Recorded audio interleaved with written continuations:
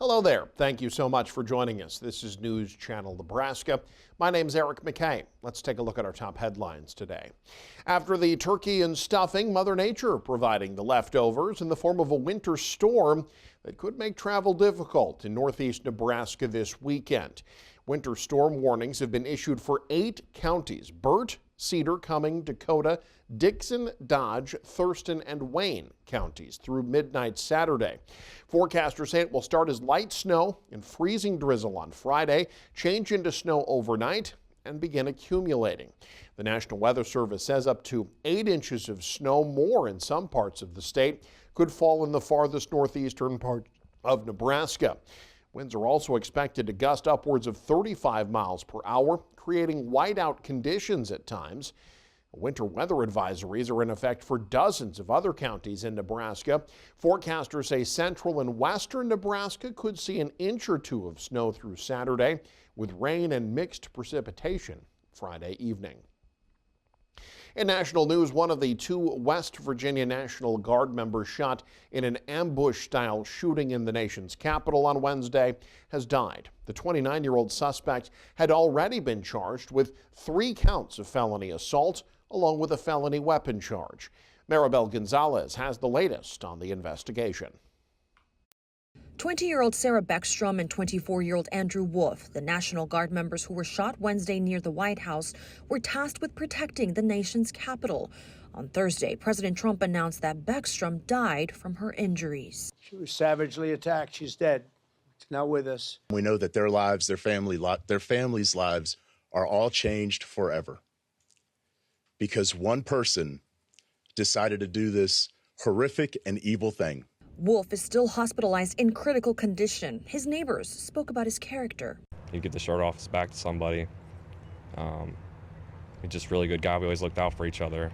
Hopefully, things work out good for him. He's a hard worker, good kid. Authorities identified the suspected shooter as Ramanola Lackenwall. He resided in Bellingham, Washington, with his wife and, we believe, 5 children. The 29-year-old Afghan national who worked with the U.S. government, including the CIA, came to the country in 2021 as part of then-President Biden's Operation Allies Welcome, a program aimed to protect vulnerable Afghans in the wake of the U.S. military withdrawal from Afghanistan. He applied for asylum in 2024, and then the Trump administration granted it in April. He drove his vehicle across country from the state of Washington with the intended target of coming to our nation's capital. The Trump administration says it will re-examine green cards issued to people from 19 countries of concern, including Afghanistan. I'm Maribel Gonzalez reporting. Closer to home, 3 people looking for a new place to live after a fire in the capital city. It happened at an apartment building in South Lincoln. Lincoln fire officials say the blaze started on a stove and spread to the walls inside an apartment on the 3rd floor. No one was hurt, but 3 different floors sustained damage. About $50,000 worth of damage is estimated to have been done. Dozens of eastern Nebraskans, meanwhile, spent their Thanksgiving in emergency shelters after fire destroyed the La Quinta apartments in Blair. The fire broke out after 1 a.m. Thursday, jolting multiple families awake. Fire officials say several residents were hospitalized for smoke inhalation. They're expected to survive, but dozens of people have found themselves suddenly homeless. The First Lutheran Church in Blair stepped in to turn themselves into an emergency shelter, providing warm beds, hot meals, and stability for displaced families on Thanksgiving Day.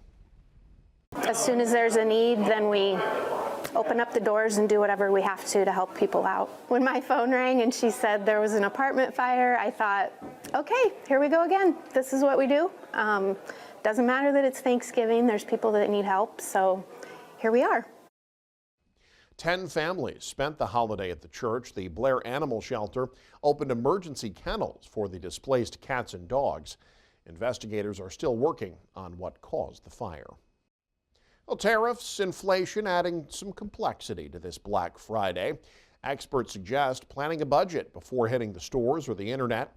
Amy Kiley has more on their advice in the context of the broader economy. Today is Black Friday, and it could be slower than last year. The National Retail Federation forecasts nearly 187 million people will shop online or in stores between Thanksgiving and Cyber Monday. That's fewer than the near record number it reported in 2024. Today's shoppers might have added incentive to look for deals. Some face lower disposable income due to higher food and energy costs. The places where inflation's hitting us leave very little margin for going out and kind of blowing it on a luxury air fryer. To help people budget, some experts recommend what's called the 1% rule. Take 1% of your annual income and make that the ceiling, so the upper bound for the entire season. If you make $70K, that's $700 for everything. So for gifts, travel, food, hosting. This expert suggests starting with that total and then making a list instead of the other way around. She also says limiting transactions could reduce spending. The number of swipes or purchases is one of the easiest ways to avoid that quiet buildup of all the micro spending and micro swipes that really blow up even the best laid plans. Research shows some retailers increase prices before Black Friday. That means not all sales offer true discounts, but Black Friday and Cyber Monday is definitely the best time to get deals. It's not a scam. Amy Kiley reporting, News Channel, Nebraska. An ag-based e-commerce network is working on ways to integrate artificial intelligence more in the ag industry. Andy Klassen has more. Okay, so we're joined now with Charles Barron of the Farmers Business Network. Charles, thank you so much for joining us today. Great to be with you, Andy. Now, you guys have a couple of things going on here, and one of them is a big catchphrase, draws a lot of attention, not just in the ag sector, but really across all sectors, all industries. That is artificial intelligence. What exactly are you guys doing as far as innovation goes and introducing that to not only farmers in Nebraska, but really across the nation? Well, AI is an incredibly powerful, new set of tools for growers. And what we've done is we've created an FBN system called Norm, which is named for Norman Borlaug. And Norm can help a producer with all types of agronomic questions, machinery questions, crop marketing questions. And what we've done is custom build Norm, which is our AI model, to specifically be able to be the best in class at answering agronomy questions, specifically things like crop protection. It can help you interpret any chemical label, so plant back restrictions, rain fast, mixing instructions, compatibility with other products. So it's incredibly good at that. And we've also been hooking it up to better understand crop marketing and local crop marketing decisions.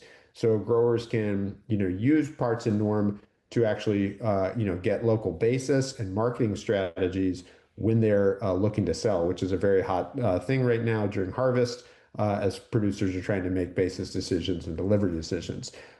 It's all free to use for growers, and FBN membership's free to use as well, available at fbn.com/norm.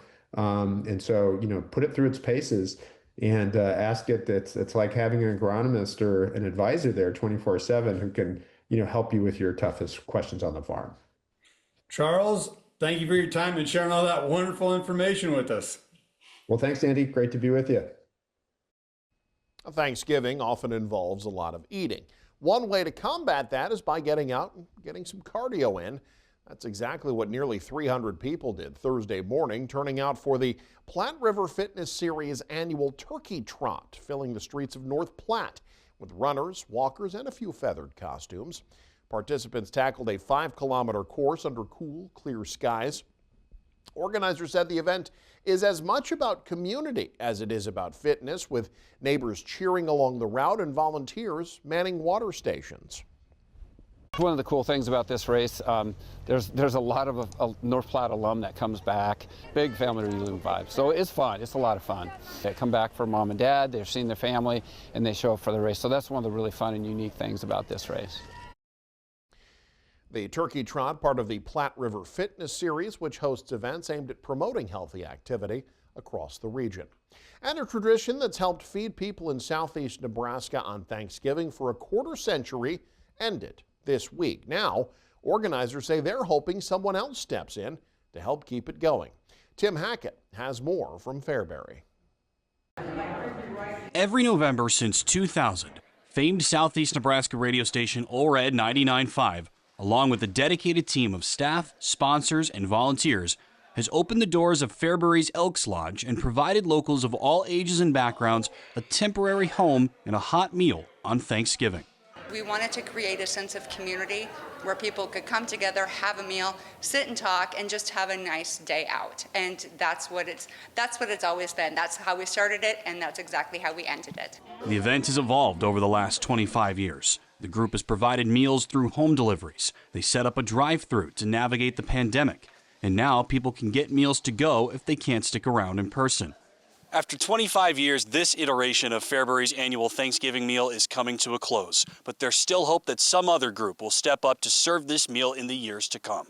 If there is any organization that wants to take it over, I am more than happy to help out the first year. I would love to share my knowledge and how we go about doing things and hope it continues. You know, it doesn't have to end just because the radio station isn't going to be doing it.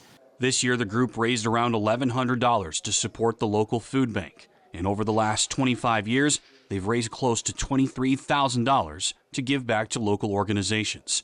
And this year, about 240 meals were prepared and served, almost exactly the same number as in the first year of this event, and bringing the all-time meal total close to 10,000. In Fairbury, Tim Hackett, News Channel Nebraska. And you can stay up to date with the very latest by following us online. Head to newschannelnebraska.com, click on the News tab there. You can also follow us on X, like us on Facebook and Instagram as well. Thanks for joining us. Have a great weekend. This is News Channel Nebraska.